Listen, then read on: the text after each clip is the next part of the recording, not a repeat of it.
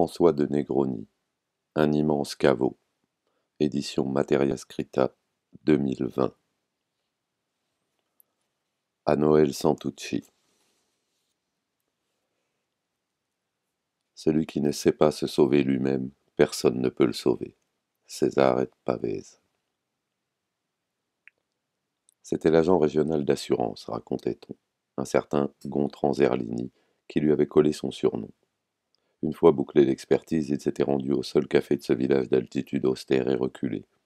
Là, accoudé au comptoir où il buvait à petites gorgées une bière, sa curiosité fut éveillée par le manège d'un homme âgé qui, installé au fond de la salle, semblait distribuer des conseils à des clients attablés avec lui. Plus exactement, il leur précisait des dates, des circonstances, des énoncés, des dialogues. Ses interlocuteurs s'échauffaient parfois, le ton montait. Certains cherchaient à finasser. Ils se heurtaient à de véhémentes protestations qu'il s'appliquait calmement à déconstruire. Il y avait des éclats de rire, aussi. Et fort devait être son pouvoir de persuasion, puisque ses interlocuteurs finissaient par hocher la tête, renfrognés ou triomphants. On le congratulait d'un air entendu. On se serrait les mains comme après une transaction. Il vous intrigue, non lui lança le tenancier qui l'observait. Un phénomène, monsieur, c'est moi qui vous le dis. Une sorte de surdoué, si vous voulez. Il est la mémoire de notre petite communauté. Il se souvient de tout, de la moindre conversation, au mot près, jusqu'à des années en arrière. Chaque jour, il s'installe ici et aide à régler des litiges, à débrouiller des malentendus, même à rafistoler les cœurs en sortant de son chapeau de vieille confidence. L'assureur se tourna vers lui. En somme, c'est un hypermnésique, commenta-t-il, tout infatué, de larguer un vocable à l'évidence inconnue de son interlocuteur. Depuis qu'il avait réussi, un jour par piston, à placer 2 ou 3 poèmes dans une obscure feuille de chou littéraire, il ne pouvait s'empêcher, dès que l'occasion se présentait, de la ramener en public. N'empêche que l'expression fut immédiatement adoptée à l'entour, et que son destinataire l'entérina, sans se formaliser le moins du monde.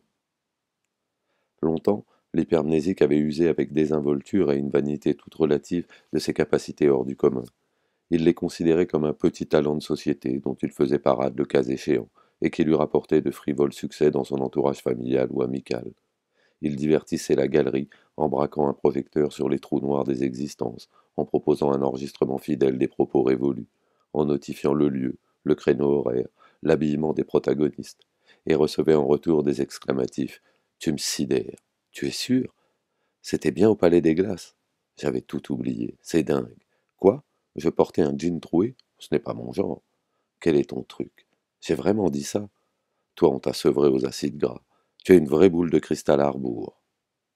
Ceux-là, hébert lui accordaient inconditionnellement leur confiance et, en guise de cadeau promotionnel, ils déroulaient pour leur plaisir des dizaines de numéros de téléphone, des ribambelles de plaques d'immatriculation, ou l'intégrale, dans l'ordre alphabétique, des patronymes de ces 41 condisciples de sixième, tels des tours de magie aux frontières du cabotinage. D'autres manifestaient du scepticisme, cherchaient à le prendre en défaut, et seuls des recoupements tatillons, puisés à plusieurs sources fiables, parvenaient à les convaincre de mauvaise grâce.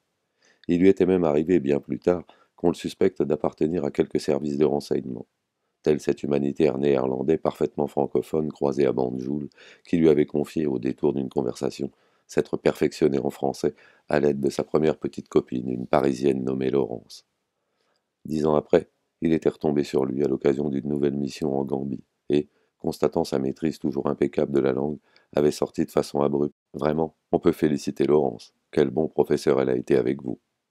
Le rougeau néerlandais, brusquement devenu livide, s'était mis à le fixer de longues secondes, d'un air incrédule, presque apeuré, et, jugeant absolument inconcevable son diligent rappel d'un propos décennal, l'avait évité le reste du séjour, persuadé qu'il détenait un dossier classifié sur lui, alors qu'ils étaient supposés collaborer à un programme de sensibilisation scolaire. Jamais il n'avait pu s'en expliquer. Ce Hollandais volant, en bon couche-nérien pur jus, traînait-il à ses basques des casseroles en or massif d'où une méfiance sans cesse sur le qui-vive? Quant à l'hypermnésie, elle fait incontestablement partie, on le savait déjà, de l'arsenal des qualités requises parmi les héros les plus titrés de la littérature d'espionnage. Il y avait enfin des récalcitrants et des mauvais coucheurs, qui réfutaient par principe ces dévoilements, cette intrusion furteuse dans leurs existences, et lui opposaient avec une irritation teintée d'agressivité des versions manifestement erronées ou fantaisistes, une fois celle-ci passée au crible de son infaillible clairvoyance. L'oubli participait de leur fausse conscience et, déplaçant le terrain de la confrontation, ils se donnaient avant tout pour objectif d'avoir le dernier mot, au terme du rapport de force qu'ils s'étaient opiniâtrement consacrés à instaurer avec lui. Ils s'en foutaient un peu, n'insistaient pas et rompaient les hostilités, les abandonnant à ces démentis passionnels et à leur stratégie belliqueuse de contournement. Ces expériences amoureuses initiatiques le conduisirent d'emblée à ranger les élus dans cette troisième cohorte. Il lui fallait apprendre à composer avec la mauvaise foi féminine, tout en dénégation butée, en exaspération haineuse, une façon émotionnelle et fallacieuse d'affabuler la réalité de la moindre escarmouche du quotidien, même la plus objectivement vérifiable, dont on ne pouvait chercher la genèse que dans une nécessité séculaire et inconsciente de riposter de biais à la domination des hommes, à l'infini servage. Le faux est un moment du vrai, en tant que faux et en tant que non faux, marmonnait-il, histoire d'intellectualiser ses piteuses capitulations. Il avait eu Lukács en classe terminale et trouvait de ce fait très chic, à travers ce type de vicissitude, de se considérer comme un héros problématique. Tout allait bien pour le moment. L'élimination des traces mnésiques au profit de la grande santé n'était pas au programme de ses entraînements sportifs ou spirituels. Avec le temps, il se lassa, puis se défia de ses pouvoirs jusqu'à les maudire. Les années passant, des témoins essentiels vinrent à disparaître, à commencer par ceux de son enfance, et ensuite des premiers fauchés de sa classe d'âge. Il le laissait unique dépositaire, sans complices avec lesquels les partager, ni contradicteurs incrédules à convaincre, de moments vécus communs qui, eux, n'avaient pas pris une ride. Ou alors, et c'était de la même eau, il se heurtait à une distorsion et à une impossible fusion lors de l'évocation de passions défuntes avec ses anciennes amantes. Quand ces dernières, mues par ce curieux mélange de curiosité importune et de sentimentalité mièvre, parvenaient à forcer sa porte, il éprouvait au plus profond sa radicale solitude. Ce qu'elle n'avait pas oublié ou occulté, elle l'embellissait, le noircissait, le travestissait. Et puis, on n'y coupait pas, revenait la vieille antienne. C'est si loin tout ça, toi et ta satanée mémoire. Sinon que le compliment tournait au constat acide. Elles étaient passées à autre chose, elles avaient fait le ménage, de grands nettoyages de printemps, hors de ses compétences ménagères d'hypermnésie. Une fois terminées les politesses et les jérémiades d'usage, plus diverses amabilités glissées sur le ton de l'inquiétude bienveillante, tu picoles toujours autant, elle goûtait à recréer un semblant d'accoquinement mélancolique en évoquant une péripétie marquante, autant que possible à son désavantage. Je ne suis pas prête à te pardonner ce jour où, après une engueulade insensée, tu m'as viré de la Land Rover et planté dans la réserve de Waza. La frousse de ma vie. Quel beau salaud tu pouvais te montrer quand même. Faire ça à une femme, en pleine jungle. Effectivement, après un petit tour de piste d'une cinquantaine de secondes, juste le temps de retrouver son calme, il avait récupéré l'horripilante latino-américaine terrorisée, et en pleurs, bien qu'il n'ait pas croisé l'ombre d'un animal sauvage de la journée, d'où d'ailleurs son accès de rage et l'éjection du véhicule. Mais l'arrière-plan de ce safari pour l'enfer, tous les cercles concentriques qui se polarisaient pour elle en un zoom suffocant, des avalanches de gestes et de mots, des enchaînements, des causalités structurelles, bref, les ressorts d'une idylle, semblaient accessoires et effacés. Elles exhumaient des anecdotes bien saillantes et l'abandonnaient à la déréliction d'être le gardien exhaustif et exclusif du périple événementiel de leur amour. Vexé de réaliser qu'il ne s'était employé qu'à la perfection des générosités vulgaires, il en arriva à refuser par simple mesure d'hygiène ces désolantes revoyures. Seule, Émilie serait la bienvenue, si cela lui chantait un beau matin. Il en avait pourtant bavé avec elle, mais telle est la bizarrerie de notre cœur misérable que, etc. Son passé de survivant, peuplé de fantômes bien en chair, était devenu si chagrin à fréquenter qu'il se consacra dès lors à temps plein à le scotomiser, à en désamorcer méthodiquement, au cas par cas, la charge explosive. Sans compter les stratégies d'évitement élaborées avec le déroulé concret et permanent de sa propre existence, ses échecs et ses mortes saisons. Un bilan qui ne cessait de s'alourdir. Il rêvait que, comme dans une séquence de bande dessinée, bing, un grand coup asséné sur son crâne lui ôta jusqu'au souvenir de sa propre identité civile. Voyons, capitaine. Qui est capitaine ici, vous ou moi? Vous, bien sûr. Vous êtes le capitaine Haddock. C'est un nom ridicule, ça. Et vous? Moi, je m'appelle Tintin. Grotesque. Un autre nion porté opportunément au même endroit, et bing! Tout rentrait dans l'ordre. Hurrah! Il est guéri! Au hasard d'une lecture, il apprit que ce qu'il avait toujours envisagé métaphoriquement comme l'hypertrophie monstrueuse d'une zone cérébrale, son don paisible en voie d'exécration, procédait en réalité d'une pathologie identifiée, souvent associée à des signes cliniques de type autistique. Il n'en fut pas plus avancé ni contrarié que ça. À l'aune des profils paranormaux en vogue dans les sphères collapsologiques, et bien au-delà, il s'agissait presque d'un profit de distinction. Exécuter son numéro, Avoir factuellement raison sur les autres le dégoûtait de plus en plus, si bien qu'il lui arrivait de tricher et de semer le trouble en émettant des faux en prophéties rétrospectives, par simple volonté perverse de brouiller les pistes et de laisser ses solliciteurs désemparés. De la basse manipulation, non sans lien avec la frustration tenace qui traînait en longueur dans la clandestinité de ses affects. Cet hypermnésique était un lettré, de la vieille école. Avant de se retirer et de tapiner à l'œil dans ce village de taupes, on ne l'y côtoyait alors que durant les vacances d'été, il avait longtemps enseigné le français et la philosophie dans plusieurs grandes villes du continent européen, puis également outre-mer, en Asie et en Afrique subsaharienne, et fréquenté un peu certains cercles intellectuels hégémoniques à Paris, perdant des illusions, mais rapinant au passage un épais matelas de capital symbolique. Cependant, contrairement à l'un de ses amis, professeur lui aussi, qui subjuguait ses étudiants en leur déclamant sans notes par brassées entières des pages de Rousseau, de Hegel, de Nerval, de Hölderlin, il suffisait d'appuyer sur un bouton, s'ébobissaient les uns, alors que des malveillants le soupçonnaient carrément d'utiliser en douce un prompteur dissimulé dans la salle. Lui n'était bon qu'à collectionner à perte d'audition les cactages les plus triviaux, les plus insignifiants, ou des recensions calendaires pointilleuses jusqu'à l'absurde. Agaçant, vexant. Parfois, il tentait quand même le coup.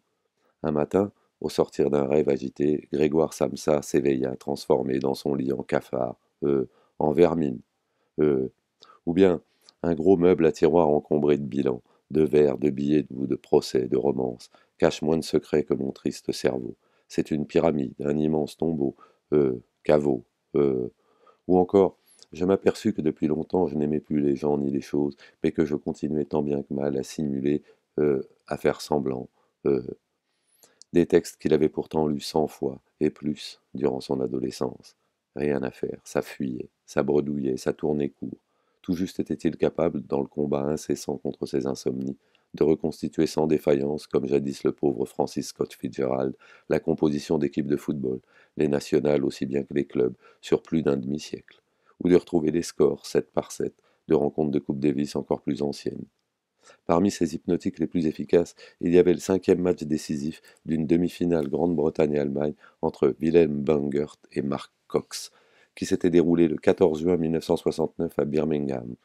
Il se replongeait point après point dans le déroulement ébouriffant de cette partie, même si le résultat final, à tant d'années d'intervalle, continuait de l'attrister. Ces bleus à l'âme à perpétuité que seule la dramaturgie sportive sait instiller, compétiteurs et spectateurs confondus. S'il avait repris du service et de façon quasi professionnelle, c'était dans un contexte bien différent. Il se morfondait chez lui, une vaste bâtisse ténébreuse, maintenant qu'il était à la retraite, seul avec ses tiroirs surchargés, tyranniques. Aussi passait-il chaque après-midi plusieurs heures au café, là où l'avait surpris et baptisé cet agent d'assurance plastronnant, le rimailleur pour dames Gontran Zerlini, qui se prévalait depuis d'un certain succès d'estime dans le lectorat local. Il écoutait d'une oreille les conversations autour de lui, et s'était autorisé une fois d'intervenir à la volée pour rectifier une assertion. Même si ses séjours au village avaient été irréguliers et discontinus, il était parvenu à moissonner au long de dizaines d'années, mi-greffier, mi-chineur, et boueur aussi à l'occasion, un stock mémoriel de fiches considérables, de propos volés en secret recueillis. Et sa réintégration au long cours dans le monde natal, l'affinité des habitus, avait facilité les rapports de confiance. Il butinait entre foyers visités au prétexte d'invitations privées et participation à des rassemblements collectifs, mariages, anniversaires, funérailles, cérémonies, engrangeant, presque à son insu, sans effort d'attention, un trésor de guerre. Tout cela, une fois imprimé, partait illico en congélation. Sa première prestation avait été appréciée et, peu à peu, cette fonction de grand explorateur du passé, de dynamiteur des forclusions, s'était institutionnalisée, avec rendez-vous informel quotidien, liste d'attente, urgence prioritaire. Il ne se sentait d'aucune façon impliqué affectivement, comme c'était le cas autrefois, au cours de ses opérations juvéniles de dévoilement. Sans se départir de son amabilité, il gardait un regard froid de spectateur non aligné. Au sein d'un espace d'interaction sociale désinvesti, neutralisé, ses rituels, ses échanges, par moments tendus, se déroulaient loin de lui, en apesanteur. Il en tirait un double avantage, renseigner les autres tout en s'oubliant. Le soir venu, il pouvait souffler. Sa mémoire, harassée par les dépenses mentales de la journée, saturée jusqu'au lendemain, consentait à un armistice provisoire dans la guerre chaude qu'il menait avec son passé, ses passifs. À peine musardait-elle en surface parmi des images, écran peu contaminantes, presque pimpantes, comme cette fois où, au fond d'un rade proche du lycée, au mi-temps de ses 14 ans, Il s'était offert son quart d'heure de célébrité auprès d'un public de consommateurs soudain silencieux et attentifs, secrètement aux aguets du tilt fatidique, pendant que, clope narquoise au bec, il écrabouillait le record annuel du flipper, un Liberty Bell, culminant à 18 000 points et claquant 12 parties gratuites dans un beau tintamarre. Une clameur qui lui traversait encore la tête. Affaire des archives. Résumons. L'origine du différend remonte au 8 avril 2011. Ce jour-là, nous nous sommes retrouvés à 5 pour dîner au Chalutier. Étaient présents l'historien aux mains moites, Antoine et sa femme Martine, vous et moi. Il faisait frisquet en ce soir de printemps. Vous portiez un blouson et moi un gros pull noir. Nous occupions une table à droite de la réception, près d'un groupe d'Italiens turbulents. Paella du chef pour tout le monde sauf Martine qui, dans un capricieux gazouillis, avait commandé du loup grillé. Passons sur la conversation et sa tonalité tellement réactionnaire que vous aviez jeté un grand froid en fustigeant l'intervention néocoloniale de Sarkozy en Libye. Une faute de goût qui allait se payer cash. Vous teniez dans un classeur de précieuses archives familiales que l'historien souhaitait vous emprunter dans le cadre de ses recherches égo-psycho-généalogiques. C'était d'ailleurs le prétexte à cette réunion. Par la suite, vous n'avez pu en récupérer qu'une partie. Manquaient les plus anciennes remontant au haut Moyen Âge. L'historien a alors soutenu que vous faisiez erreur, qu'il avait juste consulté sur place, renonçant à les emporter, étant donné leur état de fragilité. Prié de se mouiller à charge, le pleutre Antoine et sa petite bourge pincée et médisante se défilèrent comme prévu. Pas de vague, on ne veut pas se mêler de ça. D'ailleurs, c'est inconcevable. Comment osez-vous relayer de tels soupçons? Ces blanches âmes civilisatrices ne devaient pas avoir digéré votre défense argumentée et inconditionnelle du tyran Muammar Kadhafi.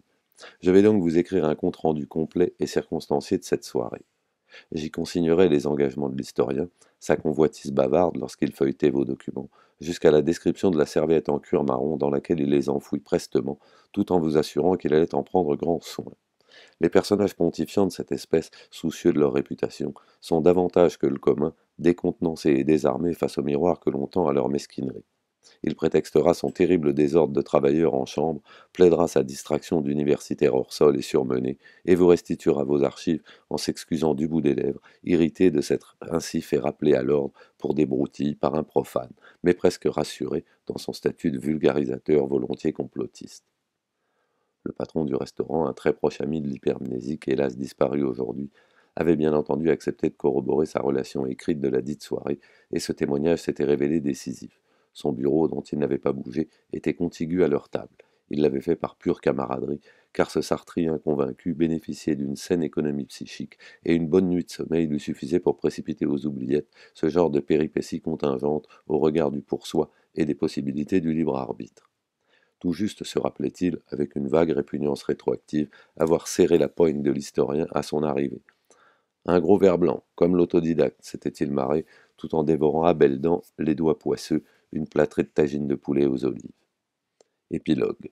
L'historien aux mains moites est finalement venu vous restituer les documents, d'un air distant et offensé, au fond du café anonyme où avait été fixé le rendez-vous, refusant tout net de s'attarder à consommer une boisson. Il brunait ce matin-là, et en chemin, il brandissait vos grimoires avec désinvolture, sans même avoir pris la peine de les mettre à l'abri dans une enveloppe. Requête résolue et classée le 5 septembre 2011.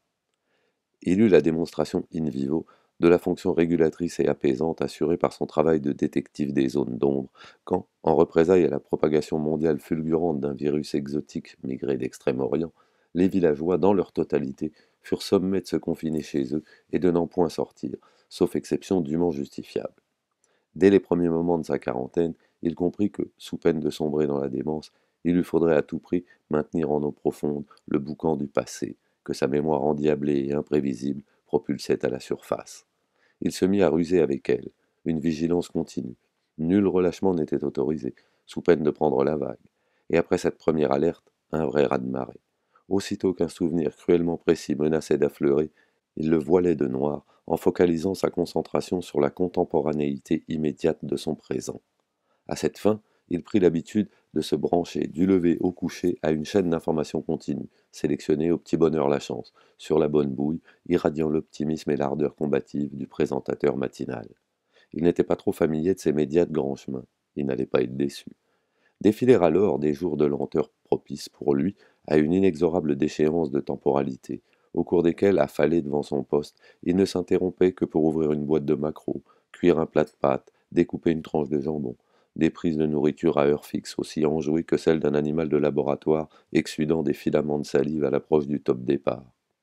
À la télévision, l'heure était à la mobilisation compassionnelle, à l'expiation collective et au rappel de la responsabilité citoyenne individuelle.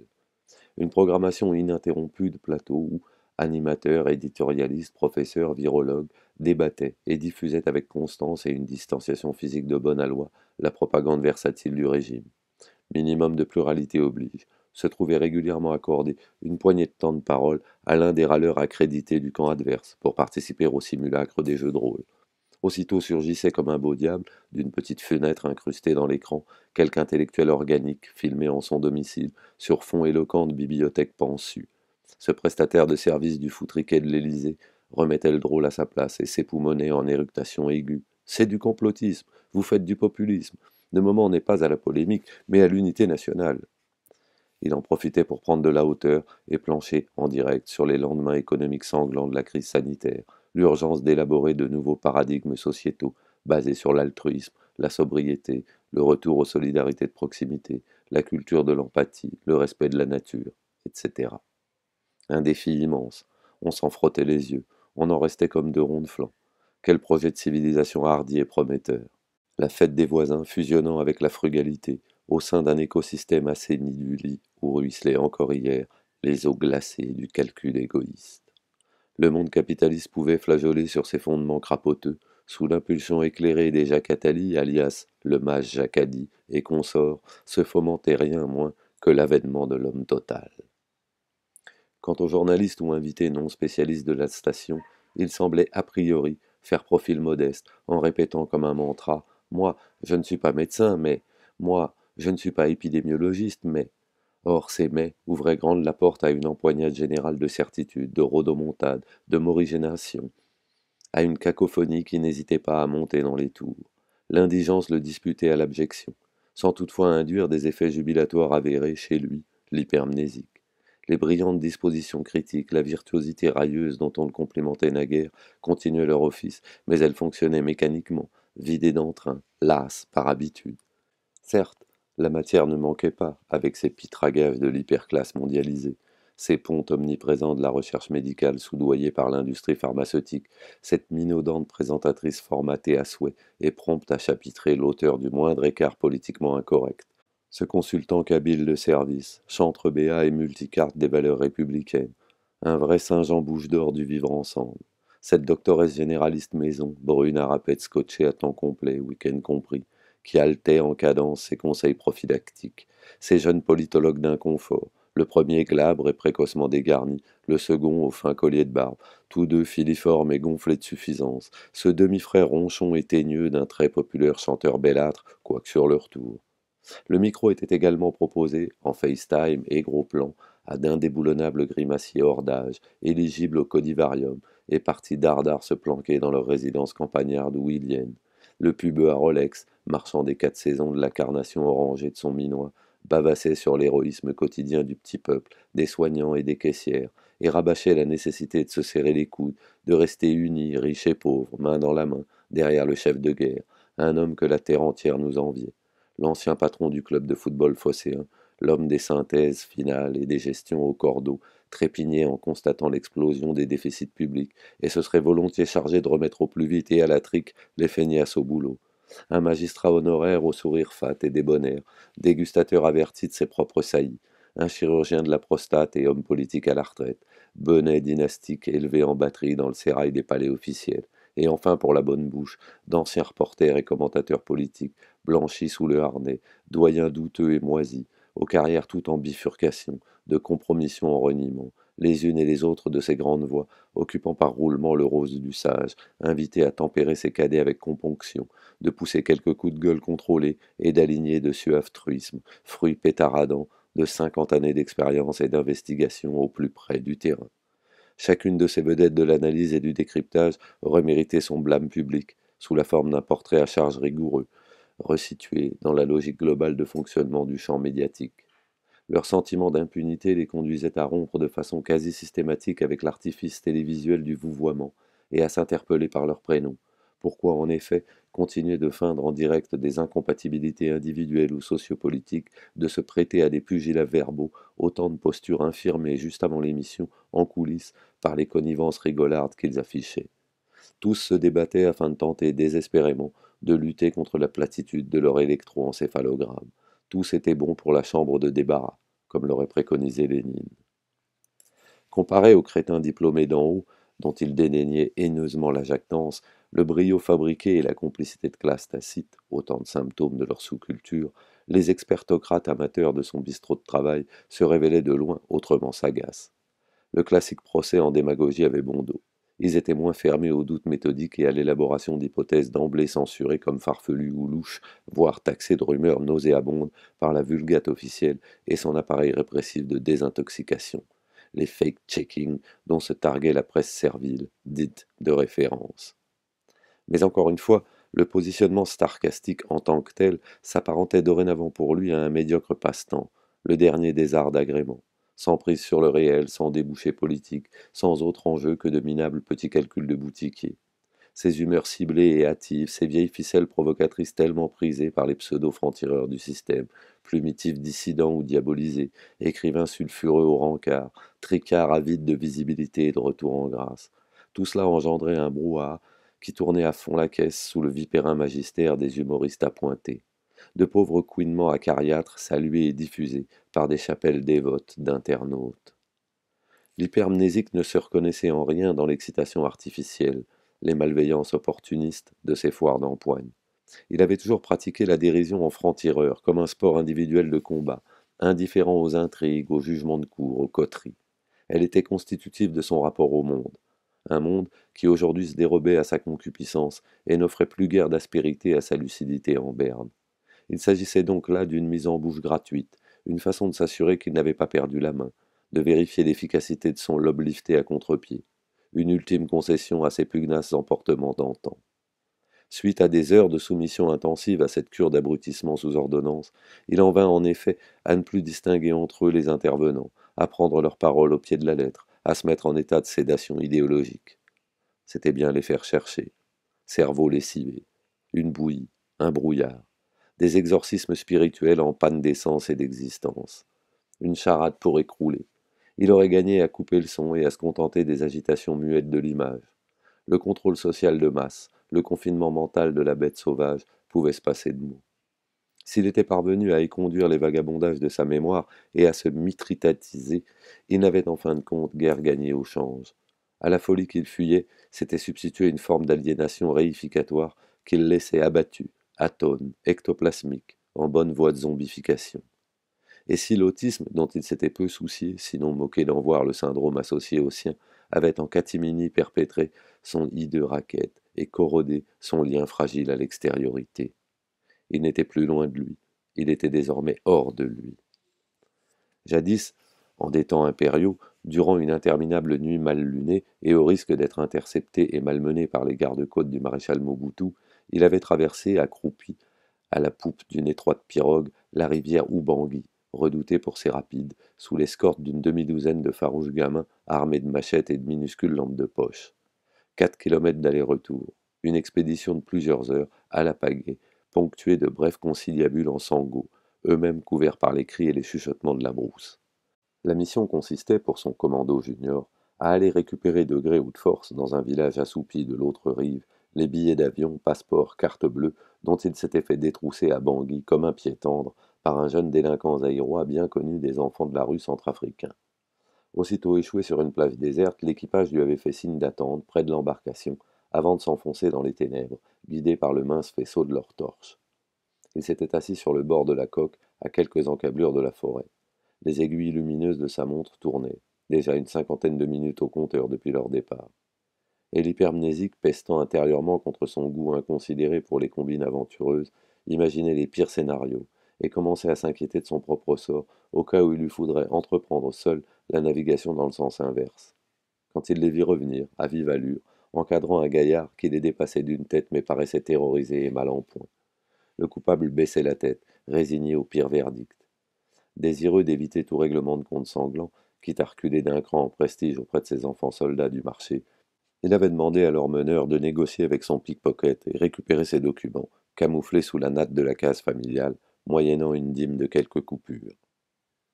Aujourd'hui, sa porte était bouclée à double tour, et, loin du coassement nocturne des crapauds buffles, dans un air raréfié, fait comme un rat, il passait ses journées allongé sur son lit, addicté à la petite lucarne, en état d'apathie dépassée, dévoré de ruminations moroses, ménageant ses précautionneux déplacements au strict nécessaire, bandant ses forces pour chasser une mouche. Ces saisons frimeuses étaient antidatées. Retour des pays chauds, le féroce infirme, dans le sillage du virus, avait muté et tourné à la boulique. Au coin de la rue, l'aventure se nommait Covid-19.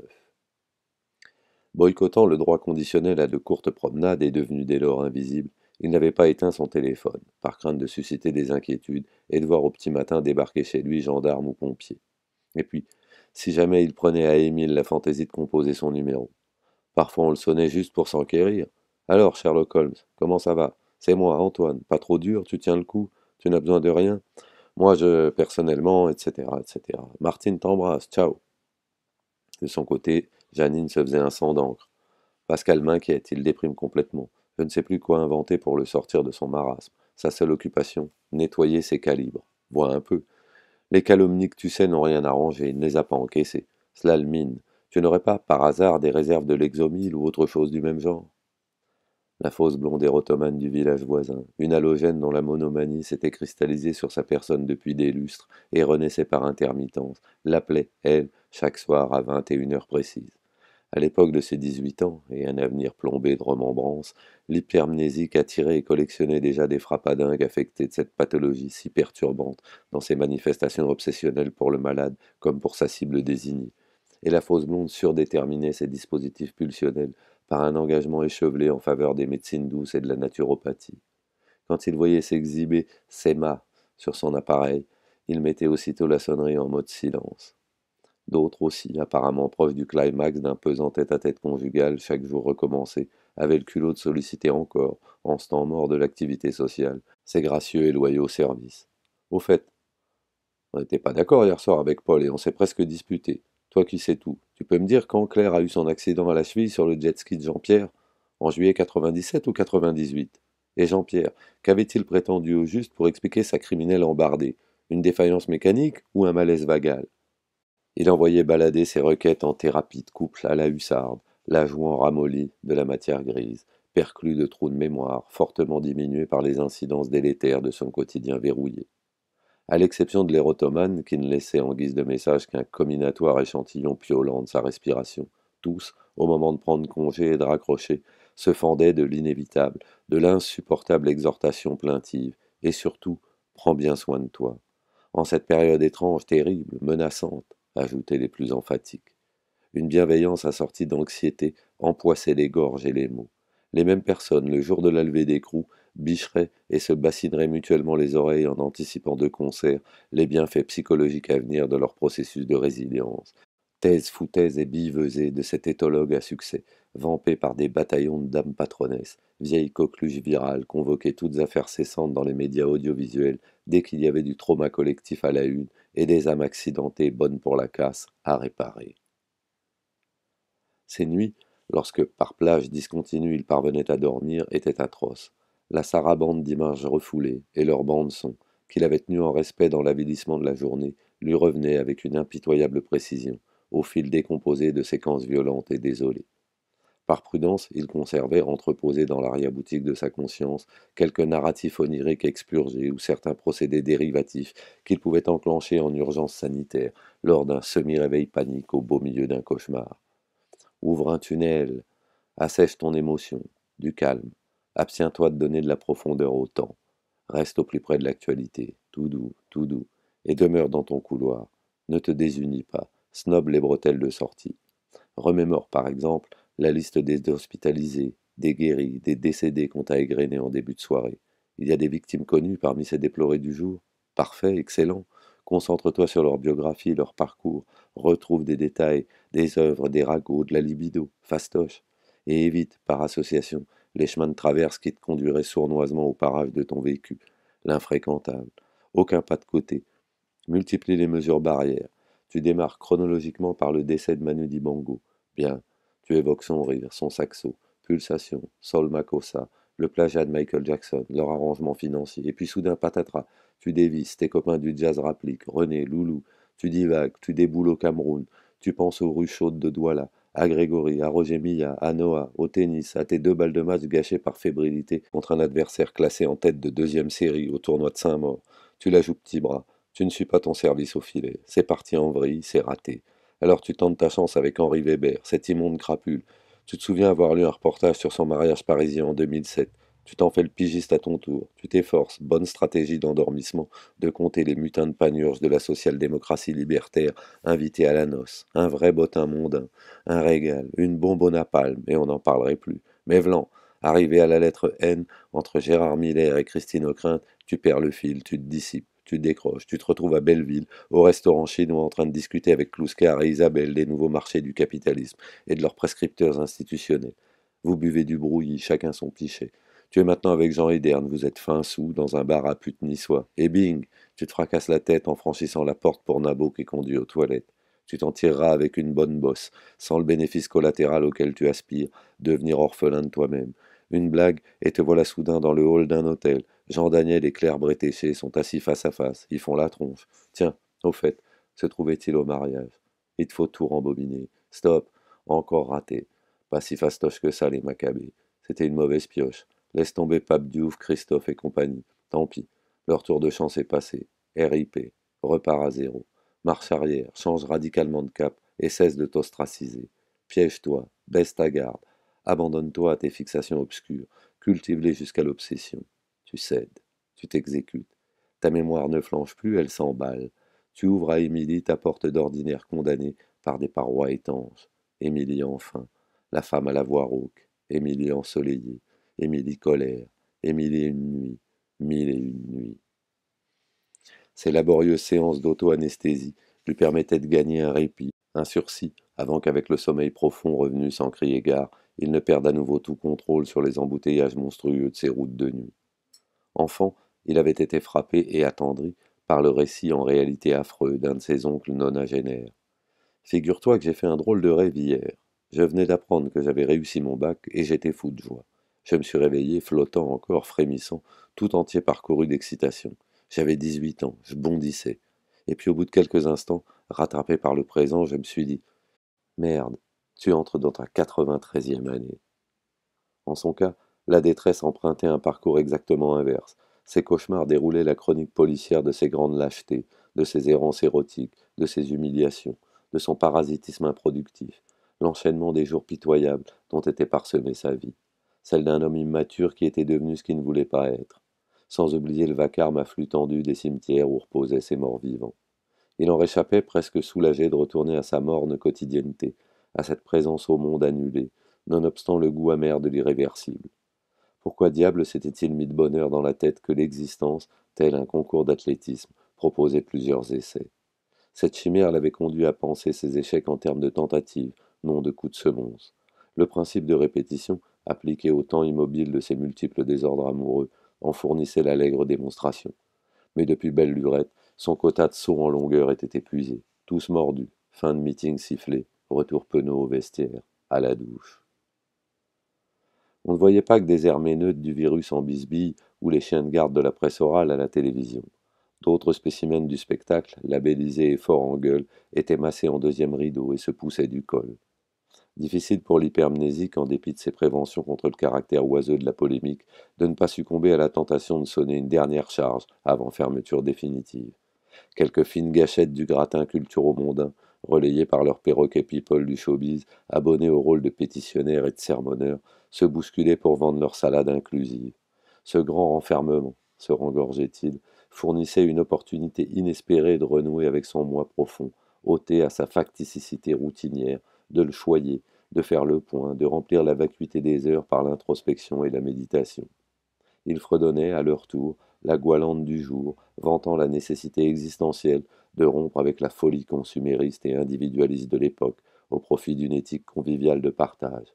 Ils renchérissaient sur la nécessité de changer de paradigme, non de logiciel, au lendemain de l'épisode sanitaire, ce pont aux ânes, ce produit d'appel euphorisant, ce réenchantement bucolique de la quotidienneté, proposé en acompte symbolique à des couches moyennes, condamnés à la paupérisation par le cataclysme économique attendu. Les mêmes petits maîtres directifs invitaient les populations séquestrées à lire ou relire les bons auteurs classiques et modernes. Ils en profitaient en un irrépressible élan de compétition mimétique lancé sous forme de défis pour agencer et publier les listes nombrilistes et chatoyantes de leurs ouvrages de chevet. Sans parler des diaristes du confinement qui, par wagons, versaient à jet continu dans l'esthétisation de leurs ressentis hors les murs des mégapoles, ou bien se complaisaient à remâcher l'avachissement d'une subjectivité cadenassée et à cran. Cette journalière logorée se retrouvant publiée sur des blogs, voire par la grande presse bourgeoise. Fallait-il donc qu'il valorise l'écriture, ce navrant soliloque voué à l'historicité expéditive de l'oubli? Quel siècle à main, où l'on voyait les plus déchaînés du clavier lancer et organiser des ateliers à distance, ouverts aux débutants comme aux scribouillards par le truchement des réseaux sociaux. L'hypermnésique, lui, s'était très tôt dispensé d'attendre un impérieux salut ou quelque secours à la carte de la littérature. Depuis combien d'années n'avait-il pas ouvert la moindre publication romanesque contemporaine? Une discipline en situation culturelle de mort clinique, ceci malgré l'augmentation soutenue et paradoxale de l'offre, dont les dernières salonnardes de troquet, de pathétiques matrones, prolongeaient de réunion en manifestation palliative l'agonie auto-fictionnelle. Bref, une catégorie qui n'avait plus rien à dire, selon la formule ramassée et percutante de Michel Clouscar. Comme une courbe épidémiologique parvenue au terme de sa course et différant sans cesse son propre exténuement, à coups de rebond, de réplication, de duplication, il n'était plus permis d'écrire. La marquise sortit à 5 heures, avait tranché il y a plus d'un siècle l'acerbe homme de lettres corso-génois Paul Valéry. Les manuscrits ne cessaient pourtant d'engorger les cagibis des éditeurs, et le lectorat continuerait longtemps à consommer ces primeurs saisonniers, bien au-delà de la date historique de péremption, de la variété et de la mutation des rapports sociaux de production qui avaient favorisé son éclosion.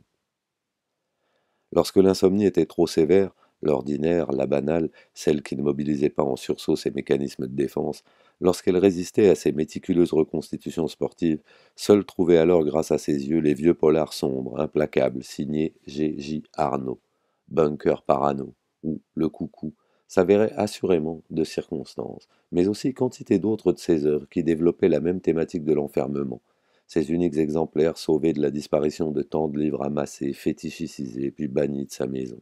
Un donjon désaffecté. N'importe quel disciple en herbe du dogmatique charlatan viennois se serait fait fort de le ramener à l'équilibre, en lui démontrant qu'il rationalisait un déficit personnel de talent. La belle affaire. Car indépendamment de l'obsolescence patrimoniale du genre romanesque, c'était le principe même du processus de création, de transpiration, dont il contestait la souveraineté. Cette désinvolte dynamique de dégagement reposait sur une série d'observations qu'il jugeait flagrantes, au sens délictuel dénoté par cet adjectif. Autrefois, il lui arrivait de proposer comme devoir à ses étudiants d'essayer de réécrire en mieux telle page d'un écrivain célèbre. Cela pouvait aller de Proust à Céline en passant par Duras ou Yourcenar. Mais un quelconque deuxième couteau aurait pareillement fait l'affaire. Eh bien, le plus souvent, le résultat obtenu, débarrassé de quelques scories, redondances, lourdeurs, mots mal choisis, répétitions, tics de ponctuation, bref, de menus déchets, se révélait sans conteste supérieur à l'original. Un passage du brouillon au propre, lui-même encore amendable, et ainsi de suite. Tout auteur, un tant soit peu perfectionniste, se devait d'être circonspect quant à l'effectivité statistique de ses bonheurs d'écriture. À ses étudiants, il demandait également de lire à l'aveugle des passages d'auteurs classés aux antipodes par les instances critiques de légitimation. Et, là encore, on assistait à de renversantes surprises, le tâcheron prenant la place du génie, et vice-versa. Guy Descartes, par exemple, devançant Mauriac de 10 coudées. Une expérience qui aurait gagné à être reproduite aujourd'hui, mettons, entre Musso et Welbeck. Erreurs judiciaires, petits exercices spécieux et sans valeur. Bien sûr, Balzac, le patron qui s'y entendait en rature et sur rature, avait souffert du sentiment final d'imperfection formelle, à l'heure où, de guerre lasse, il lui fallait remettre sa copie à l'imprimeur. Mais cette frustration était subsumée par son projet monumental de devenir le metteur en scène de la société bourgeoise ascendante, alors que maintenant, l'ambition se bornait à délivrer une peinture psychologique, minimaliste des misères de l'intériorité petite bourgeoise, sur fond de décadence et de postmodernité. Une double voie sans issue, à tout le moins insatisfaisante, dont l'hypermnésique avait tiré la leçon, en mettant cavalièrement au pas l'éventuelle velléité de commettre ce geste narcissique et inachevé, noircir du papier. Mais c'était de l'histoire ancienne, celle d'un renoncement raisonné. L'impasse partout, la tête contre les murs, bing, le choc, lancinant des coups de bâton en retour, bing, les grandes atteintes venues du dedans, bing, Mais ces baignes répétés n'entamaient pas la singularité de son être objectif. Il avait décidément le crâne solide, lui qui n'était pas capitaine. Nul phénomène dissociatif à espérer dans son cas particulier. Trop ombrageux, trop sur ses gardes. Il aurait fallu qu'il dispose d'une fiole indienne de poison qui rend fou le légendaire et foudroyant Rajaïda. Ah, perdre la boule d'une simple piqûre de fléchette et, au fond de brousse pacifiée du tohu-bohu des amants désunis, pouvoir entonner sur la mer calmée un jour une fumée montera comme un blanc panache. Cette délivrance était hélas momentanément impossible à obtenir en raison de la suspension de la mondialisation des échanges, pour une fois que celle-ci se serait montrée utile en fourniture de biens essentiels. Et malgré une demande exponentielle, notamment au sein de cloaques familiaux en chute libre, nul spécialiste en psychologie positive consultable à la ronde, si ce n'est quelques margoulins des nouvelles technologies qui, face à la fermeture de leur cabinet, continuaient d'assurer leur business au noir sur Skype. Alors se saouler à mort, il était très bien achalandé en vins et spiritueux variés, de quoi abreuver une bande de soifards. À ce sujet, il regrettait de ne pas avoir invité à la maison l'agent d'assurance Zerlini, lorsque son itinérante besogne l'avait ramené dans le secteur.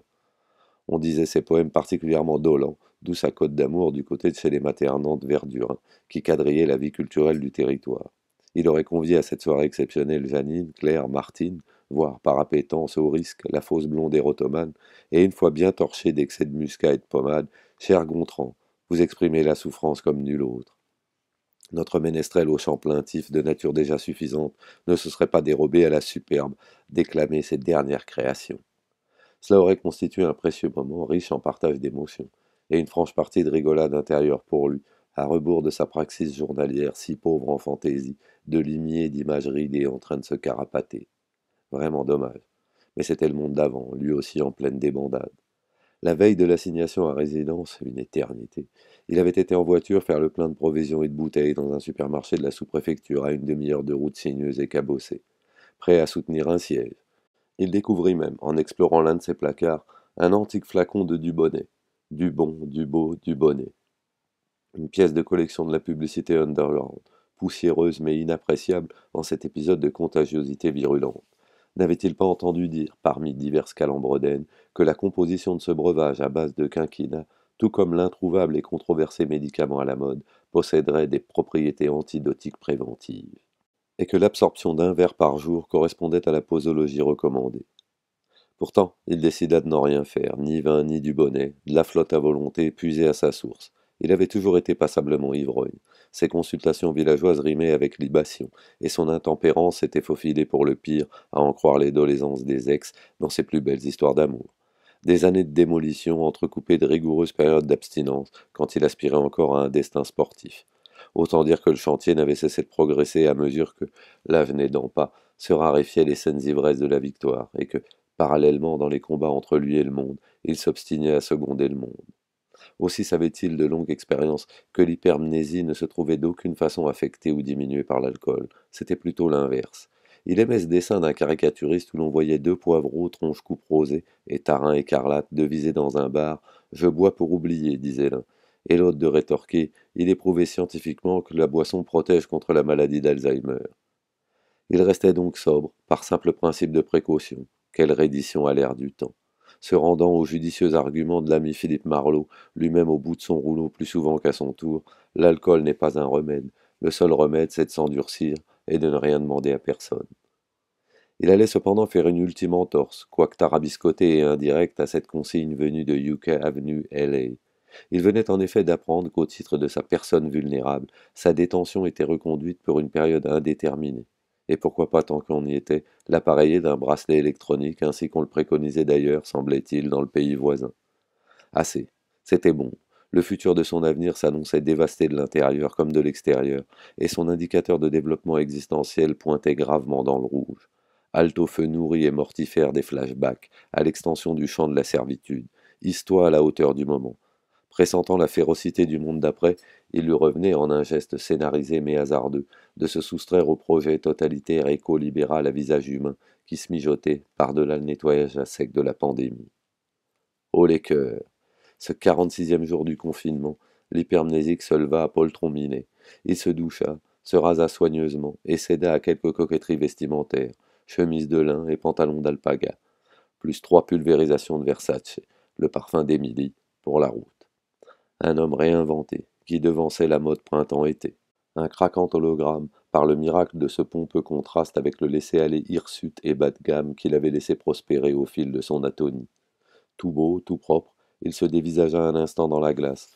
Le parfait névrosé, apprécia-t-il, une vraie gueule d'enterré vif. 6h30. Il franchit d'un bond décidé le seuil de sa demeure. Dehors, un léger vent frais d'aurore le saisit, et il dut réprimer en lui le fugace jaillissement d'un élan vital qui n'était plus de mise. Perché sur une borne, un goéland l'observait tranquillement, l'œillade moqueuse, à l'aise, sans manifester aucun signe d'effarouchement. Il était donc vrai, ce charmant conte de fées seriné en boucle au poste et illustré au travers de mains exemples animaux ou végétaux. À la faveur du bouclage planétaire de son irresponsable prédateur bipède, la nature s'avisait de recouvrer ses droits. Elle se débauchait, s'empanachait d'herbes folles jusqu'au sein des fourmilières urbaines artificielles, tandis que pavoisaient les intégristes décroissants du lumpenbobotariat, végétaliens fanatisés, environnementalistes convulsifs, antispécistes hargneux. Sainte Greta, l'adolescente suédoise dont on avait volé la maturité, reprenait du poil de la bête, tout comme le Zarathustra de TF1, l'intranquille Monsieur Hulot, ce génial lanceur d'ultimatum au genre humain.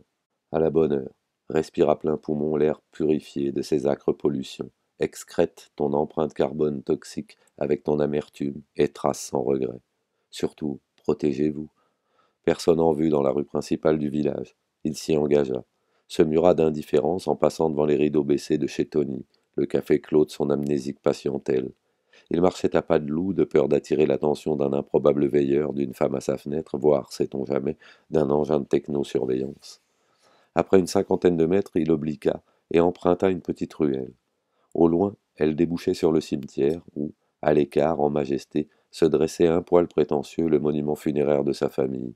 Lui revinrent en tête les obsèques de son père, au cours desquelles, malgré la fragilité émotive de ses 8 ans, il avait gardé les yeux secs, peut-être intimidé, sinon déjà cabré, par le cortège de notables décorés et en grande tenue d'apparat, venus pour certains de l'autre bout du monde, par ces femmes au timbre strident, empaquetées de noir sous leurs cachotiers chapeaux à voilettes, qui se pressaient, avec une fébrilité malsaine et papoteuse, contre les grises du classieux édifice. Le summum tangible de la distanciation sociale dans l'outre-vie, songea-t-il ironiquement. On a beau faire camarade, on est au bout du compte rattrapé par ses déterminants. Et il est une pensée fraternelle et complice pour J.J. Arnaud, cet insubordonné dont il avait appris le trépas la veille. Il s'arrêta devant une coquette maison bâtie tout en longueur, crépie de rose pâle et casquée de lauze. Des persiennes fraîchement repeintes en bleu azur, suivant les canons esthétiques de l'année. Le terminus. Fatalitas. Il reprit son souffle et frappa 2 coups énergiques à la porte. Il entendit un grognement furibond à l'intérieur, frappa à nouveau. Au bout d'un moment, des bruits nerveux de cliquetis montèrent de la serrure, et un homme massif, pieds nus, vêtu d'un caleçon et d'un t-shirt auréolé de sueur aux aisselles, entrebâilla l'entrée. Tiens, il s'était salement empâté durant ces semaines de sédentarité forcée. Putain, c'est toi? Mais qu'est-ce que tu fous? Tu as vu l'heure? Tu tiens absolument à réveiller Janine avec tes tambourinages? Tu sors sans masque en plus. Tu sais bien que c'est interdit. Il prit son ton le plus prime sautier. Oui, oui, je sais que je suis en tort. Mais je tenais juste à te dire que tu es un gros pédé. Une lueur d'hébétude fulgura dans les petites prunelles porcines de l'homme, et sa bouche forma un trait mince. Qu'est-ce qui te prend? Tu es malade? Tu as bu? Tu as sniffé? Toujours dans la décontraction, impassible, il récidiva en s'appliquant à articuler posément. Ne cherche pas à me trouver des excuses. Moi, sous, chargé, tu rigoles ou quoi? Invente autre chose. Il faut te le répéter combien de fois? Tu es une grosse pédale, une fiotte, une tante, une tarlouse. Ça te va comme ça? C'est clair? Ça suffit?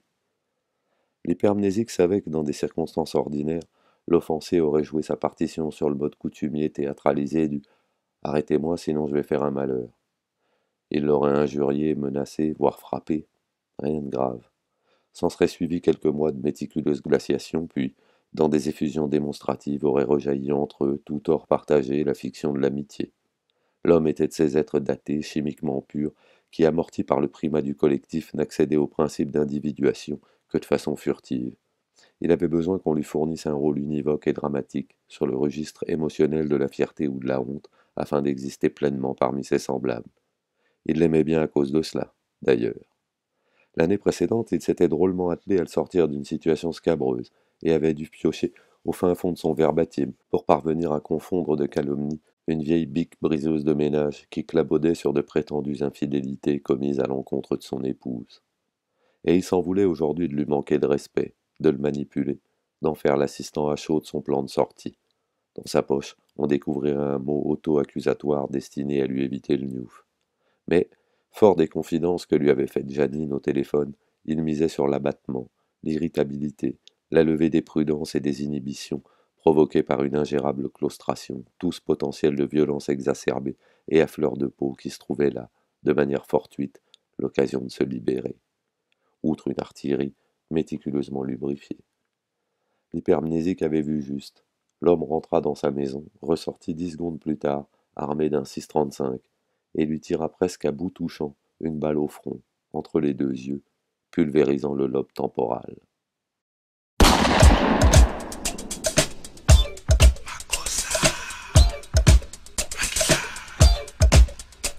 Mamaku, mamasa, makumakusa, mamaku, mamasa, makumakusa, mamaku, mamasa, makumakusa, mamaku, mamasa, mamakusa.